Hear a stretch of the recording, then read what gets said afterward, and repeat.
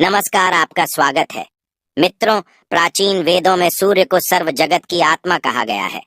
समस्त जीवों की आत्माओं का ऊर्जा स्रोत सूर्य देव ही है। सूर्य से ही सृष्टि पर जीवन है।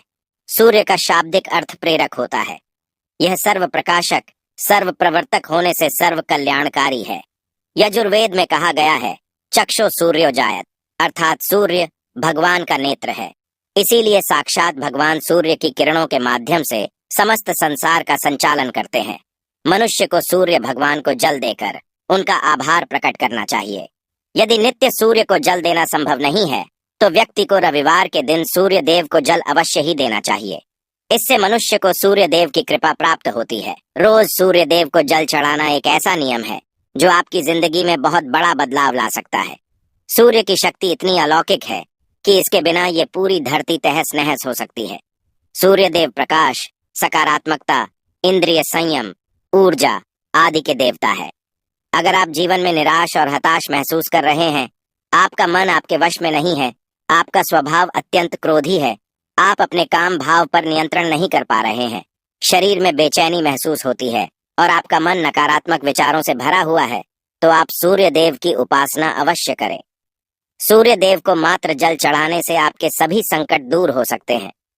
संसार की हर परेशानी का हल सूर्य देव के पास ही है।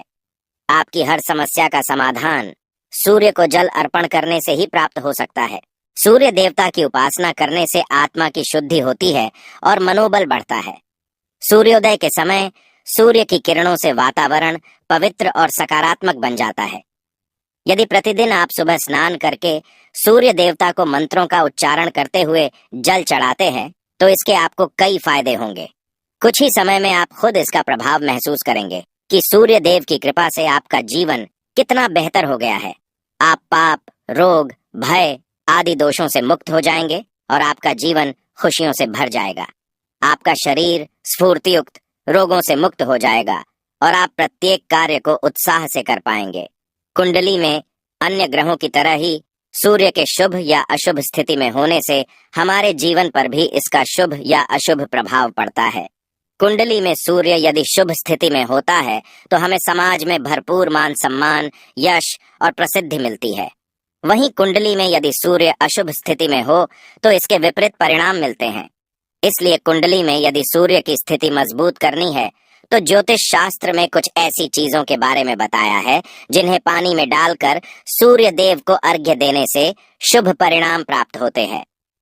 सूर्य को जल देते समय विधि का पालन करते हुए सूर्य देव के मंत्र का जाप करना भी आवश्यक है। तभी सूर्य को जल देने का फल मनुष्य को प्राप्त होता है। ज्योतिष शास्त्र के अनुसार सूर्य देव अप्रसन्न होने पर मनुष्य की बुद्धि का नाश हो जाता है। उसे चारों ओर से अपमान का सामना करना पड़ता है। ऐसे व्यक्ति की आंखों की रोशनी चली जाती है और उसे गंदा भोजन प्राप्त होता है। फल स्वरूप व्यक्ति की विद्या कम हो जाती है। वह जो कुछ भी पढ़ता है उसे तुरंत ही भूल जाता है। पिता पुत्र में अकारण ही वाद विवाद होने लगता है। सूर्य को जल देते समय हमें कौन सी गलतियां नहीं करनी चाहिए और सूर्य को जल देते समय कौन से मंत्र का जाप करना चाहिए, ताकि हमें सूर्य उपासना का संपूर्ण फल प्राप्त हो। सबसे पहले तो हम यह जान लेते हैं कि सूर्य को अर्घ्य देने का अर्थ क्या होता है। तो मित्रों, अर्घ्य देने से तात्पर्य यह है कि सूर्य देवता को भक्ति भाव से जल अर्पण करना। यह जल आप दोनों हाथों की औंजल बनाकर या तांबे के पात्र में शुद्ध जल भरकर उसे सूर्य देवता को समर्पित करें। लेकिन ध्यान रहे कि यदि आप हाथों की औंजल बनाकर सूर्य देवता को अर्घ्य दे रहे हैं, तो अपने हाथों की तर्जनी और अंगूठे को एक दूसरे से जोड़कर ना रखें, यानी कि एक दूसरे का स्पर्श ना होने दें। दोनों हाथों के अंगूठों को फैलाकर रखें।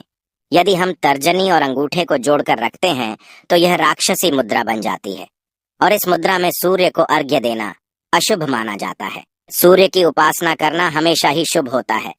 सूर्योदय के 2 घंटे बाद अर्घ्य देने का कोई भी औचित्य नहीं होता है।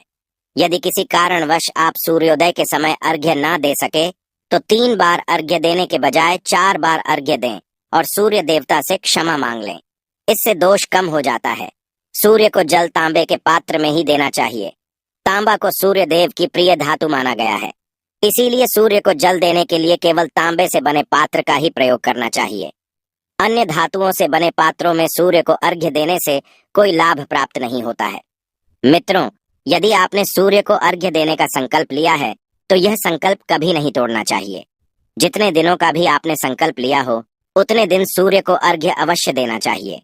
यदि आप संकल्प को पूरा नहीं कर सकते तो ऐसा संकल्प नहीं करना चाहिए, इससे सूर्य देव रुष्ट हो जाते हैं।